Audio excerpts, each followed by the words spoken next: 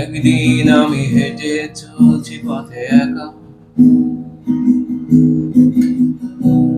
হঠাৎ চটকে ধমকে দেখি